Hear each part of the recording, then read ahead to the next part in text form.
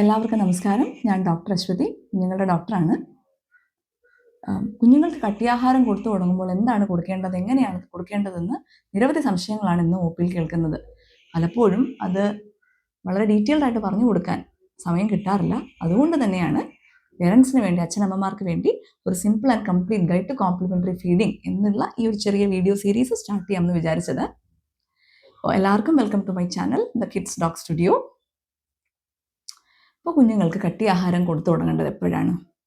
മിക്കവാറും എല്ലാവർക്കും അറിയാം അല്ലേ, കുഞ്ഞുങ്ങൾക്ക് കട്ടിയാഹാരം കൊടുത്തു തുടങ്ങേണ്ടത് 6 മാസം കഴിയുമ്പോഴാണ്.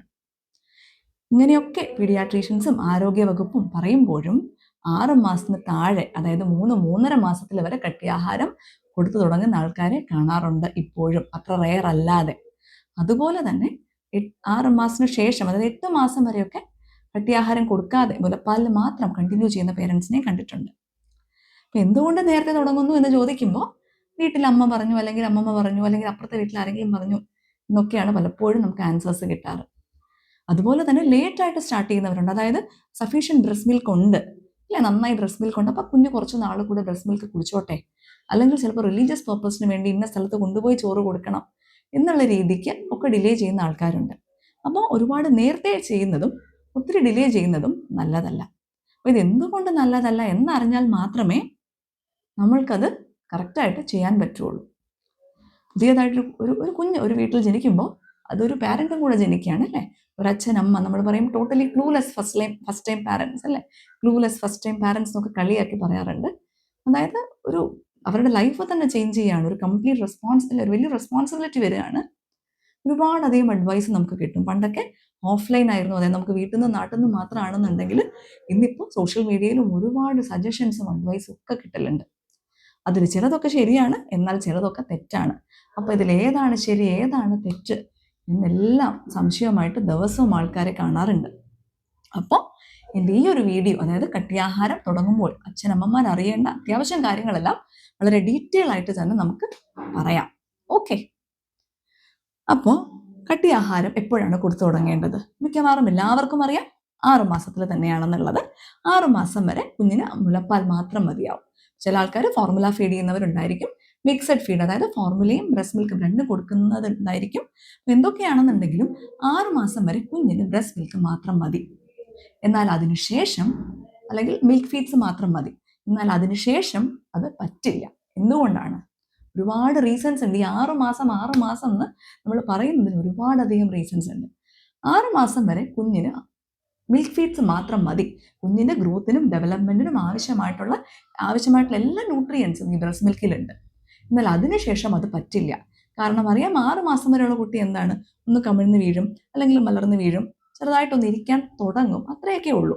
എന്നാൽ അതിനുശേഷം എന്താണ്, ആൾ ഇരിക്കുന്നു, നിൽക്കുന്നു, നടക്കുന്നു. ലാംഗ്വേജിലാണെങ്കിലും എല്ലാ ഒരു ഫീൽഡ് ഓഫ് ഡെവലപ്മെൻറ്റും റാപ്പിഡ് ആയിട്ടുള്ള ചേഞ്ചസ് ആണ് വരിക. അപ്പോൾ 6 മാസത്തിന് ശേഷം ഈ ഒരു റാപ്പിഡ് ഗ്രോത്ത് ആൻഡ് ഡെവലപ്മെൻറ്റിന് വേണ്ട ന്യൂട്രിയൻസ് നമുക്ക് പാലിൽ നിന്ന് മാത്രം കിട്ടില്ല. ഓക്കെ, എന്നാൽ അതുവരെ പാല് മാത്രം മതി എന്ന് ഒരുപാട് പഠനങ്ങളുണ്ട്.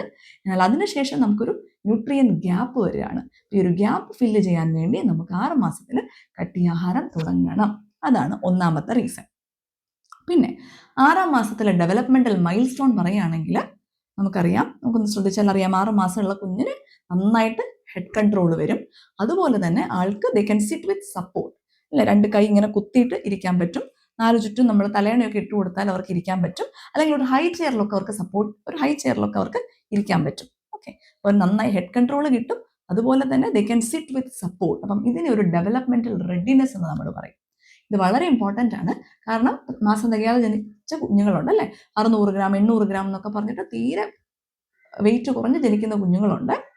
അല്ലെങ്കിൽ മറ്റ് റീസൺസ് കാരണം ഈ പറയുന്ന ഡെവലപ്മെന്റൽ മൈൽ സ്റ്റോൺ എത്താത്ത കുഞ്ഞുങ്ങളുമുണ്ട്, ഡെവലപ്മെന്റൽ ഡിലേ കാരണം. അപ്പം അങ്ങനെയുള്ള കുഞ്ഞുങ്ങൾ ദയവായി പീഡിയാട്രീഷ്യനെ കാണിച്ചിട്ട് അതിനുശേഷം ഫുഡ് സ്റ്റാർട്ട് ചെയ്യുക. ഓക്കെ, അപ്പോൾ ഡെവലപ്മെന്റൽ റെഡിനെസ് വരും.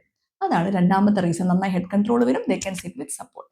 അതുപോലെ തന്നെ ആ ഒരു സമയത്ത് കുഞ്ഞെല്ലാം എന്താണ് വായിൽ കൊണ്ടുവരും. എന്ത് കിടന്നാലും, തറയിൽ കിടന്നാലും അത് പറക്കിയിട്ട് വായിൽ കൊണ്ടുവരും.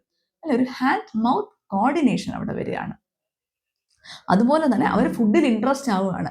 അന്നേരത്ത് വീട്ടിൽ അച്ഛൻ, അമ്മ, അപ്പൂപ്പൻ, അമ്മ ആരെങ്കിലും എന്തെങ്കിലും കഴിക്കുകയാണെന്നുണ്ടെങ്കിൽ എന്തോ ഒരു സാധനം എന്താണ് ഇവർ കഴിക്കുന്നത്, എനിക്ക് തരാതെ ഇവർ കഴിക്കുകയാണോ എന്നുള്ളൊരു നോട്ടാണ് അവിടെ. ഫുഡിനോടൊരു ഇൻട്രസ്റ്റ് ഡെവലപ്പ് ചെയ്യുകയാണ്.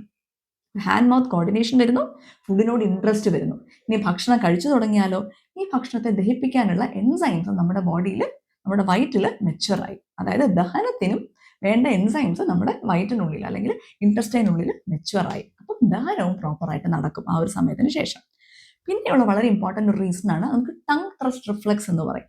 അതായത് പല ആൾക്കാർ പറയാറുണ്ട്, അതായത് കുഞ്ഞിന് ആഹാരം കൊടുക്കുമ്പോൾ തുപ്പിക്കളയും, നാക്ക് പുറത്തോട്ടിടും എന്നതാണ് സത്യം പറഞ്ഞാൽ അത് ചെയ്യുന്നത്. ടങ് ത്രസ്റ്റ് റിഫ്ലെക്സ് എന്ന് പറയും. അതായത് 6 മാസം വരെയൊക്കെയാണ് നമ്മൾ കാണുക, പാല് കുടിക്കുമ്പോഴൊക്കെ അറിയാം ഒരു നാക്കൊന്ന് പുറത്തോട്ടിട്ട് പിന്നെ അകത്തോട്ടാക്കി അങ്ങനെയൊക്കെയാണ് കുടിക്കുന്നത്. പിന്നെ അതുപോലെ തന്നെ ആവശ്യമില്ലാത്ത സോളിഡ്സ് അല്ലെ, കട്ടിയുള്ള ഭക്ഷണങ്ങൾ അനാവശ്യമായി ഉള്ളിൽ പോയിട്ട് ചോക്ക് ചെയ്യാതിരിക്കാനൊക്കെ ഉള്ളൊരു ടൈപ്പ് ഓഫ് പ്രൊട്ടക്റ്റീവ് റിഫ്ലെക്സും കൂടെയാണ്. 6 മാസം ആകുമ്പോൾ ഈ ഒരു റിഫ്ലെക്സ് കുറയാൻ തുടങ്ങും. നമുക്കറിയാം 6 മാസത്തിൽ ചില ആൾക്കാരെങ്കിലും ശ്രദ്ധിച്ചിട്ടുണ്ടായിരിക്കും, കൊച്ചിന് ആഹാരം കൊടുക്കുമ്പോൾ തുപ്പിക്കളയുന്ന പോലെ തോന്നും. ഒരുപാട് പേര് പറയാറുണ്ട്, ഡോക്ടറെ എന്ത് കൊടുത്താലും തുപ്പിക്കളയുന്നു എന്ന് പറഞ്ഞിട്ട്. അപ്പോൾ അവരെന്ത് ചെയ്യുമെന്നറിയാമോ, നിർബന്ധിച്ച് കൊടുക്കും, നന്നായി കുത്തിക്കയറ്റിയും കൊടുക്കും. പിന്നെ അങ്ങനെ കുത്തിക്കയറ്റി ഭക്ഷണം കഴിച്ചൊരു കൊച്ചു ജന്മത്തിൽ പിന്നെ ആഹാരം നേരെ കഴിക്കില്ല. ഓക്കെ, ഫോഴ്സ്ഫുൾ ഫീഡിങ് ആയി, കുഞ്ഞിനൊരു നെഗറ്റീവ് അസോസിയേഷനായി ഫുഡുമായിട്ട്.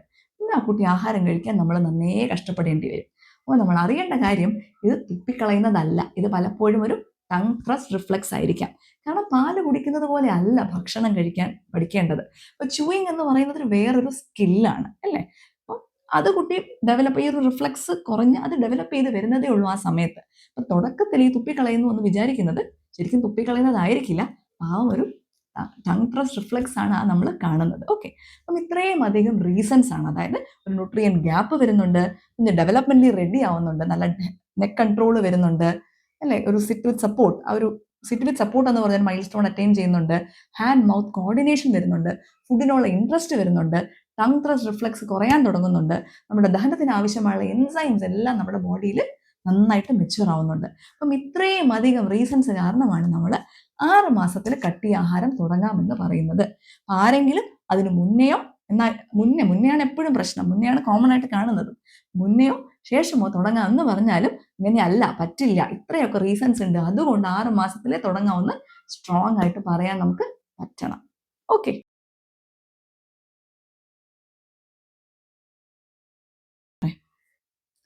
നമുക്കങ്ങനെ ഹാർഡ് ആൻഡ് ഫാസ്റ്റ് റൂൾസ് ഒന്നുമില്ല.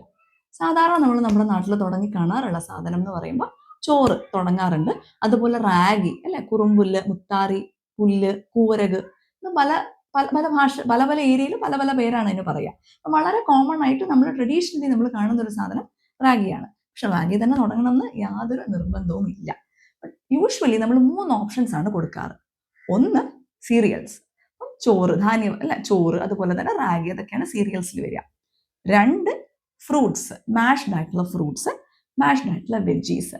ഇതിൽ 3ലും നിങ്ങൾക്ക് ഏതാണോ ഇഷ്ടം, നമ്മുടെ ട്രഡീഷൻ അനുസരിച്ച് അല്ലെങ്കിൽ നമ്മൾക്ക് ഏതാണോ കംഫർട്ടബിൾ, ഈ 3 എണ്ണത്തിൽ ഏത് ഓപ്ഷൻ വേണമെങ്കിലും നമുക്ക് സ്റ്റാർട്ട് ചെയ്യാം. ഓക്കെ, നമ്മൾ കോമൺ ആയിട്ട് നമ്മൾ പറയുന്ന റാഗിയെ പറ്റി നമുക്ക് പറയാം. റാഗിയെ പറ്റി പറയുമ്പോൾ 2 രീതിയിലാണ് ഞാനത് കൊടുത്ത് കണ്ടിട്ടുള്ളത്. ഒന്ന്, നമ്മൾ കുതിർത്തിട്ട് അരച്ചിട്ട് അതിൻ്റെ ആ ഒരു തോടെല്ലാം കളഞ്ഞിട്ട് കുറുക്കി കൊടുക്കും. അല്ലാതെ രണ്ടാമത് ചെയ്യുന്ന ഒരു മെത്തേഡ് എന്ന് പറയുന്നത് എന്താണത്, മുളപ്പിച്ച് പൊടിച്ച് ഒരു പൊടിച്ചൊരു ടിന്നിലാക്കിയിട്ട് ആവശ്യാനുസരണം നമ്മൾ അന്നേരം എടുത്തു കൊടുക്കും. അപ്പോൾ ഈ മുളപ്പിച്ച റാഗി എന്ന് പറയുന്നത് it is way better than the other one. പല ആൾക്കാരും അത് ചോദിക്കാറുണ്ട്, ഡോക്ടറെ മുളപ്പിച്ച റാഗിയാണോ നല്ലത്, അല്ലാതെ നമ്മൾ കുതിർത്തിട്ട് അരച്ച് അതിൻ്റെ ആ ഒരു ചണ്ടി മാറ്റി കൊടുക്കുന്ന റാഗിയാണോ നല്ലതെന്ന് ചോദിക്കാറുണ്ട്. അതിനൊരു സംശയവുമില്ല, ഡെഫിനറ്റ്ലി ബെറ്റർ എന്ന് പറഞ്ഞത് മുളപ്പിച്ച റാഗി തന്നെയാണ്. ബിക്കോസ് മുളപ്പിച്ച റാഗി നമ്മൾ അമൈലേസ് റിച്ച് ഫുഡ് എന്നാണ് പറയുക. അതിനെപ്പറ്റി ഞാൻ സെപ്പറേറ്റ് ഒരു വീഡിയോ ചെയ്യാം, ബിക്കോസ് അത്രയും ഇമ്പോർട്ടൻ്റ് ആണ് ഈ ഒരു അമൈലേസ് റിച്ച് ഫുഡ് അല്ലെങ്കിൽ മുളപ്പിച്ച റാഗിയുടെ ഉപയോഗം നമ്മൾ അറിയാമെന്ന് പറയുന്നത്. ഓക്കെ, അപ്പോൾ നമുക്ക് റാഗി ചെയ്യുവാണെന്നുണ്ടെങ്കിൽ റാഗി യൂസ് ചെയ്യാം, അത് കുറുക്കി കൊടുക്കാം. അതുപോലെ തന്നെ പിന്നെ ഫ്രൂട്ട്സിൽ നമുക്ക് എന്താ ചെയ്യുക, പഴം, പപ്പായ അങ്ങനെയൊക്കെ ആണെന്നുണ്ടെങ്കിൽ നമുക്ക് വേവിക്കേണ്ട ആവശ്യമൊന്നുമില്ല. നമ്മൾ ആപ്പിൾ, ക്യാരറ്റ്, ബീറ്റ്റൂട്ട് അങ്ങനെ എന്തെങ്കിലും വെച്ചാണ് സ്റ്റാർട്ട് ചെയ്യുന്നതെന്നുണ്ടെങ്കിൽ നമ്മൾ തീർച്ചയായിട്ടും അത് വേവിക്കണം. ഓക്കെ, നമ്മൾ ആപ്പിളിൻ്റെ കാര്യം പറയുകയാണെന്നുണ്ടെങ്കിൽ നമുക്ക് ജസ്റ്റ് 2 എക്സാമ്പിൾ പറയാം. നമ്മൾ റാഗി, ആപ്പിൾ എന്ന് പറഞ്ഞാൽ 2 സിമ്പിൾ എക്സാമ്പിൾസ് വെച്ചിട്ട് ഒന്ന് ഡീറ്റെയിൽ ആയിട്ട് പറഞ്ഞുതരാം. അപ്പോൾ നിങ്ങൾ ആപ്പിളാണ് കൊടുക്കാൻ ഉദ്ദേശിക്കുന്നത് അല്ലെങ്കിൽ ക്യാരറ്റ് ആണ്, അതുപോലെ എന്തെങ്കിലുമാണ് കൊടുക്കാൻ ഉദ്ദേശിക്കുന്നതെങ്കിൽ അത് നന്നായിട്ട് വാഷ് ചെയ്തിട്ട് പീൽ ചെയ്തിട്ട് സ്റ്റീം ചെയ്യാം.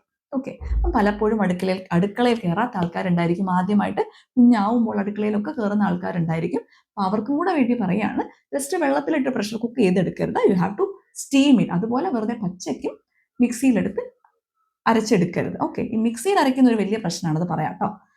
അപ്പോൾ ആപ്പിളാണ് ഒരു ഉദാഹരണം പറയുന്നുണ്ടെങ്കിൽ ആപ്പിളോ ക്യാരറ്റോ നന്നായിട്ട് വാഷ് ചെയ്ത് പീൽ ചെയ്തിട്ട് കട്ട് ചെയ്തിട്ട് സ്റ്റീം ചെയ്തെടുക്കാം. ഒരു സ്റ്റീമർ ഉപയോഗിക്കാം, അല്ലെങ്കിൽ ഇതുപോലത്തെ ആമസോണിൽ ഇങ്ങനത്തെ സാധനം കിട്ടും, അത് ഉപയോഗിക്കാം. അല്ല ഒന്നും വേണ്ട, ഒരു വലിയ പാത്രത്തിൽ വെള്ളം നിറച്ച് അതിലൊരു ചെറിയ പാത്രം ഇറക്കി വെച്ച് അടച്ചു വെച്ചിട്ട് സ്റ്റീം ചെയ്യാം. അപ്പം നന്നായിട്ട് സ്റ്റീം ചെയ്ത് അതിനുശേഷം ഒരു മാഷറോ സ്പൂണോ വെച്ചിട്ട് ഉടച്ചെടുക്കുക. ഇത് അത്രയും ഇമ്പോർട്ടൻ്റ് ആയിട്ട് പറയാനുള്ള ഒരു കാര്യം എന്ന് പറയുന്നത്, മിക്സി ഉപയോഗിച്ച് ഒരുപാട് പേര് മിക്സി ഉപയോഗിച്ച് കാണുന്നുണ്ട്. ഈ മിക്സിയുടെ പ്രശ്നം എന്താണെന്നറിയാമോ? ഈ മിക്സി ഉപയോഗിച്ചിട്ട് ശീലമായിട്ട് അതായത് 1 വയസ്സ് കഴിഞ്ഞിട്ടും കുറുക്ക് മാത്രമേ കഴിക്കുന്നുള്ളൂ, കട്ടി ആഹാരം കഴിക്കുന്നില്ല എന്ന് പറഞ്ഞു വരുന്ന ആൾക്കാർ ഒരുപാടുണ്ട്. മിക്സിയിൽ നമ്മൾ കൊടുക്കരുതെന്ന് പറഞ്ഞാലും മിക്സിയിലേ കൊടുക്കുള്ളൂ. അപ്പം അതെന്തുകൊണ്ടാണെന്ന് പറഞ്ഞാൽ, ഈ ചവയ്ക്കുക എന്ന് പറയുന്ന ഒരു സ്കില്ലാണ് അല്ലേ? നമുക്കറിയാം എന്ത് കാര്യങ്ങളും പഠിക്കാൻ എളുപ്പമുള്ള ഒരു സമയമുണ്ട്. അപ്പം ചൂയിങ് സ്കില്ലിനെ സംബന്ധിച്ച് ഈ ഒരു പഠിക്കാൻ എളുപ്പമുള്ള സമയം അല്ലെങ്കിൽ ക്രിട്ടിക്കൽ വിൻഡോ എന്ന് നമ്മൾ പറയുന്നത് 6 മാസത്തിനും 9 മാസത്തിനും ഇടയ്ക്കാണ്. ആ ഒരു സമയത്ത് നമ്മൾ ചവയ്ക്കാൻ പഠിച്ചില്ലെങ്കിൽ പഠിക്കൂലേ? തീർച്ചയായിട്ടും പഠിക്കും. പക്ഷെ ചില കാര്യങ്ങൾ ആ ഒരു അപ്രോപ്രിയേറ്റ് സമയത്ത് നമ്മൾ ചെയ്യുകയാണെന്നുണ്ടെങ്കിൽ കുഞ്ഞിനും അത് വളരെ എളുപ്പമായിരിക്കും, പേരൻറ്റിനും അത് വളരെ എളുപ്പമായിരിക്കും. ഇല്ല എന്നുണ്ടെങ്കിൽ പിന്നെ പേരൻസ് സ്ട്രഗിൾ ചെയ്യും. 1 വയസ്സ് വരെ ടെൻഷൻ അടിക്കൂല. 1.25 വയസ്സാകുമ്പോൾ അയ്യോ എൻ്റെ കൊച്ച് ആഹാരം കഴിക്കുന്നില്ല, കുറുക്ക് മാത്രമേ കഴിക്കുന്നുള്ള ഡോക്ടർ എന്ന് പറഞ്ഞിട്ട് വരും. അപ്പോൾ ഈ ക്രിട്ടിക്കൽ വിൻഡോ നിങ്ങൾ കറക്റ്റായിട്ടും യൂസ് ചെയ്യണം. അതെന്താണെന്ന് അറിഞ്ഞാൽ മാത്രമേ അത് യൂസ് ചെയ്യാൻ പറ്റുള്ളൂ അല്ലേ? അപ്പം മിക്സിയിൽ അരച്ചു കൊടുക്കുന്ന ഒരുപാട് പേരുണ്ട്. അങ്ങനെ ആരെങ്കിലും ഉണ്ടെങ്കിൽ ഈ വീഡിയോ അവർക്ക് ഷെയർ ചെയ്ത് കൊടുക്കണം കേട്ടോ. കാരണം ചൂയിങ് എന്ന് പറയുന്ന ഒരു സ്കില്ലാണ്. അപ്പം പാല് കുടിക്കുന്നതെന്ന് പറയുമ്പോൾ എന്താണ്, ജസ്റ്റ് അങ്ങ് ഇറക്കിയാൽ മതി, സ്വോളോയിങ് മാത്രം മതി. അതിൻ്റെ അകത്ത് വേറെ വലിയ ഒരു ടങ് മൂവ്മെൻറ്റോ അല്ലെങ്കിൽ ജോയുടെ ഒരു വലിയൊരു എഫേർട്ടോ ഒന്നും അവിടെ വേണ്ട. പക്ഷെ ചൂയിങ് എന്ന് പറയുമ്പോൾ എന്താണ്, ചവയ്ക്കാൻ പഠിക്കണമെങ്കിൽ നാക്ക് അങ്ങോട്ടും ഇങ്ങോട്ടും പോകണം, മുകളിലോട്ടും താഴോട്ടും പോകണം. ജോ മൂവ്മെന്റ്സിന് അതിനൊരു റോളുണ്ട്. അപ്പം ഇതൊക്കെ ചെയ്യുമ്പോൾ നമ്മുടെ വായിലെ മ്യൂക്കോസയിലെ ഞരമ്പുകളുണ്ട്, അപ്പം അത് ആക്ടിവേറ്റ് ചെയ്യും. ഇങ്ങനെ ഒരുപാട് സ്കിൽസ് ഇതിൻ്റെ ഉള്ളിലുണ്ട്. അപ്പോൾ ഈ സ്കില്ല് ഡെവലപ്പ് ചെയ്യണമെങ്കിൽ എന്ത് ചെയ്യണം? നമ്മൾ ആ സ്കില്ല് ഡെവലപ്പ് ചെയ്യാനുള്ള ഓപ്പർച്യൂണിറ്റി കൊടുക്കണം. ഇത് വലിയ സംഭവമൊന്നുമല്ല. ആക്ച്വലി ഈ ഒരു സമയത്ത് നമ്മൾ പ്രോപ്പറായിട്ട് കുഞ്ഞിന് ഓപ്പർച്യൂണിറ്റി കൊടുക്കുകയാണെന്നുണ്ടെങ്കിൽ നമ്മൾക്ക് ഭയങ്കര എളുപ്പമാണ്. പേരൻസിന് പിന്നെ അങ്ങോട്ട് കുറേ കാര്യങ്ങളിൽ സ്ട്രഗിൾ ചെയ്യേണ്ടി വരില്ല. നമ്മൾ അരച്ചു കൊടുക്കുവാണെങ്കിൽ എന്താണ്, നല്ല പേസ്റ്റാണ്. അപ്പം അതിൻ്റെ അകത്തൊരു തരിയില്ല. ഏതാണ്ട് ഒരു നല്ലൊരു കുഞ്ഞിനൊരു എഫേർട്ട് എടുക്കേണ്ട കാര്യമില്ല അതിൻ്റെ, അതുപോലെ അങ്ങ് വിഴുങ്ങിയാൽ മതി. പക്ഷെ മാഷ് ചെയ്ത് കൊടുക്കുമ്പോൾ അങ്ങനെയല്ല. അപ്പം നിങ്ങൾക്ക് പേടിയാണെന്നുണ്ടെങ്കിൽ നമ്മൾ നന്നായിട്ട് മാഷ് ചെയ്തോളൂ. എങ്ങനെ മാഷ് ചെയ്താലും മിക്സിയിൽ അരയ്ക്കുന്നത്, അപ്പം നമ്മൾ ആപ്പിൾ എടുത്തിട്ട് മിക്സിയിൽ അരയ്ക്കുന്നതും ആപ്പിൾ എടുത്ത് മാഷ് ചെയ്യുന്നതും തമ്മിൽ കൺസിസ്റ്റൻസിക്ക് വ്യത്യാസമുണ്ട്. ഓക്കെ. അപ്പം നമ്മൾ ഇങ്ങനെ മിക്സിയിൽ അരച്ച് കൊടുത്തോണ്ടിരുന്നാൽ കുഞ്ഞിൻ്റെ ചൂയിങ് സ്കിൽസ് ഒന്നും ഡെവലപ്പ് ആവില്ല. അപ്പോൾ കുഞ്ഞിൻ്റെ ചൂയിങ് സ്കിൽസ് ഡെവലപ്പ് ആവണം എന്നുണ്ടെങ്കിൽ ടെക്സ്ചർ പ്രോഗ്രഷൻ എന്ന് പറഞ്ഞൊരു സംഭവമുണ്ട്. നമുക്ക് നെക്സ്റ്റ് വീഡിയോ ആയിട്ട് പറയാം കേട്ടോ. അത്യാവശ്യം എല്ലാ പാരൻസും അറിഞ്ഞിരിക്കേണ്ട ഒരു കാര്യമാണ് ഫുഡിൻ്റെ ടെക്സ്ചർ പ്രോഗ്രഷൻ എന്ന് പറയുന്നത്. ഓക്കെ. നമ്മൾ തുടങ്ങുകയാണ്. നമ്മൾ 2 എക്സാമ്പിളാണ് ഞാൻ തുടങ്ങിയത്. ആപ്പിൾ എടുക്കുകയാണെന്നുണ്ടെങ്കിൽ അല്ലെങ്കിൽ ക്യാരറ്റ് എടുക്കുകയാണെന്നുണ്ടെങ്കിൽ നന്നായിട്ട് സ്റ്റീം ചെയ്തിട്ട് അത് മാഷ് ചെയ്ത് കൊടുക്കുക. മിക്സിയിൽ കൊടുക്കാതിരിക്കുക. നമ്മൾ അറിയാതെ തന്നെ കുഞ്ഞിനൊരു സ്കിൽ ഡെവലപ്മെൻറ്റിന് നമ്മളൊരു ഒബ്സ്ട്രക്ഷൻ, നമ്മളൊരു ഹിൻഡറൻസ് അവിടെ ക്രിയേറ്റ് ചെയ്യുകയാണ്. ഓക്കെ. അപ്പം നന്നായിട്ട് മാഷ് ചെയ്തിട്ട് കൊടുക്കുക. വേണമെങ്കിൽ ഇപ്പോൾ ഫ്രൂട്ട്സ് ആണെന്നുണ്ടെങ്കിൽ പിന്നെ നമ്മളൊരു ആഡഡ് സ്വീറ്റ്നർ അവിടെ ആഡ് ചെയ്യേണ്ട കാര്യം ഇല്ല അല്ലേ? നമുക്ക് പക്ഷെ ഒത്തിരി ലൂസായിട്ട് കൊടുക്കണം. ചിലരാണെന്നുണ്ടെങ്കിൽ പാലിൻ്റെ കൂടെയൊക്കെ ചേർത്ത് ഭയങ്കര ലൂസായിട്ട് കൊടുക്കും. അങ്ങനെ ലൂസായിട്ട് കൊടുക്കരുത്.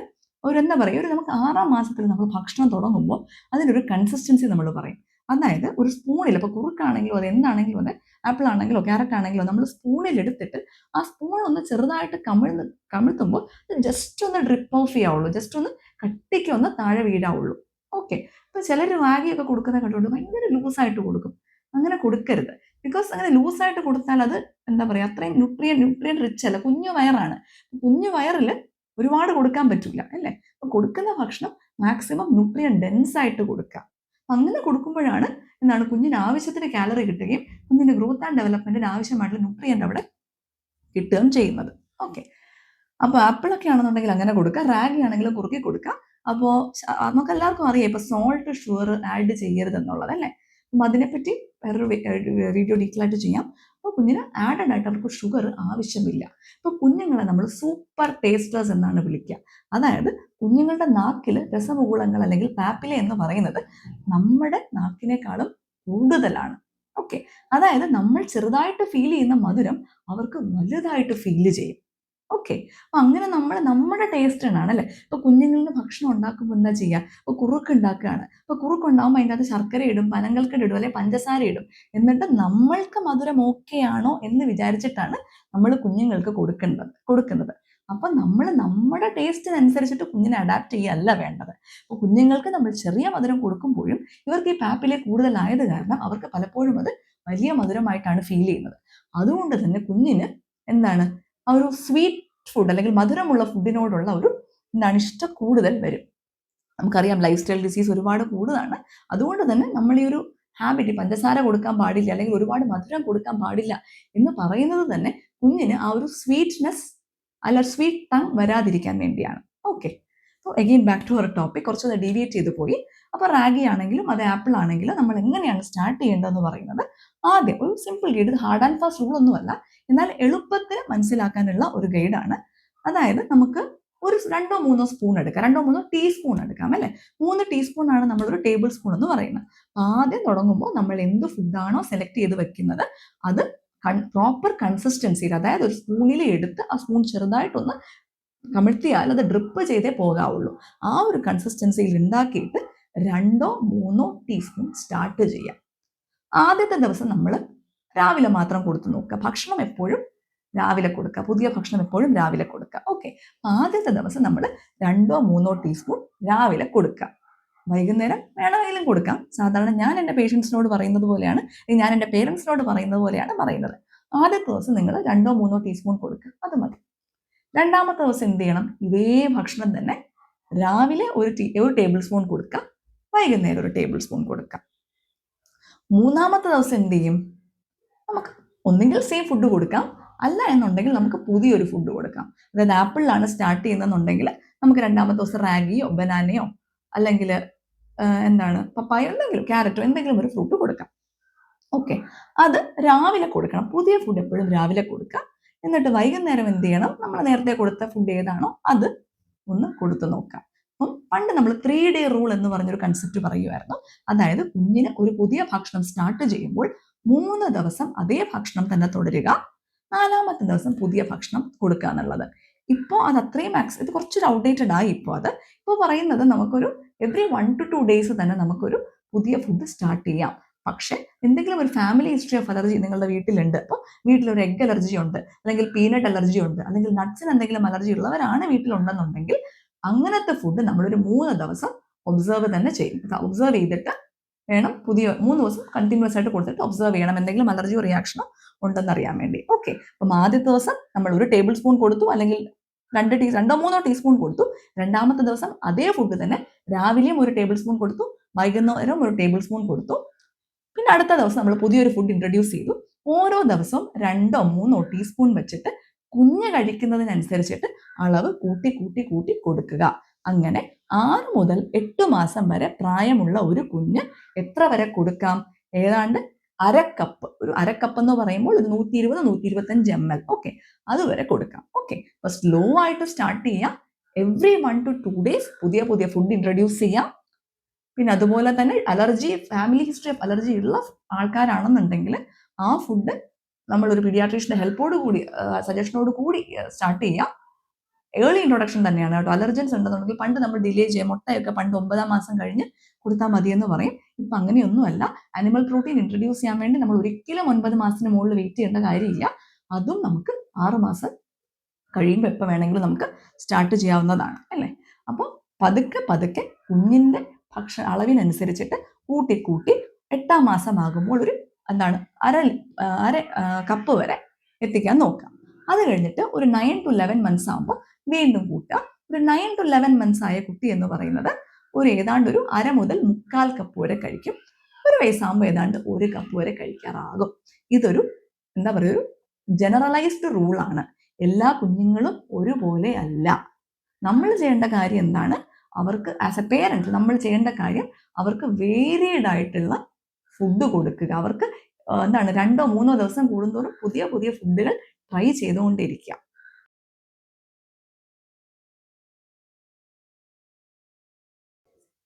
അപ്പോൾ നമ്മൾ എത്രമാത്രം കൊടുക്കണം എന്ന് നമ്മൾ പറഞ്ഞു അല്ലേ? അപ്പോൾ അതിൻ്റെ കൂടെ തന്നെ എങ്ങനെ കൊടുക്കണം, അതായത് ടെക്സ്ചർ പ്രോഗ്രഷൻ എന്ന് പറഞ്ഞിട്ട് ഒരു അത്യാവശ്യം എല്ലാവരും അറിയേണ്ട ഒരു കാര്യമാണ്.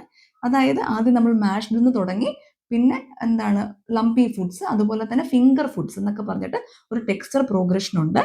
ഏറ്റവും കൂടുതൽ ആൾക്കാർ ഫേസ് ചെയ്യുന്ന പ്രശ്നം, അല്ലെങ്കിൽ ഏറ്റവും കൂടുതൽ പേരൻസ് ഫേസ് ചെയ്യുന്ന ഒരു പ്രശ്നം എന്ന് പറയുന്നത് ടെക്സ്ചർ പ്രോഗ്രഷൻ കറക്റ്റ് ആവാത്തത് കൊണ്ടാണ്. ഓക്കെ, അപ്പം എങ്ങനെയാണ് ടെക്സ്ചർ പ്രോഗ്രസ് ചെയ്യേണ്ടത്, അതുപോലെ തന്നെ ഉപ്പ് കൊടുക്കാമോ, പഞ്ചസാര കൊടുക്കാമോ, അതുപോലെ തന്നെ പനം കൽക്കണ്ട്, ശർക്കര, ഇതൊക്കെ ആഡ് ചെയ്യാമോ, ഇങ്ങനത്തെ കാര്യങ്ങളെയൊക്കെ പറ്റി നമുക്ക് അടുത്തൊരു വീഡിയോയിൽ ചെയ്യാം. Okay, bye, thank U.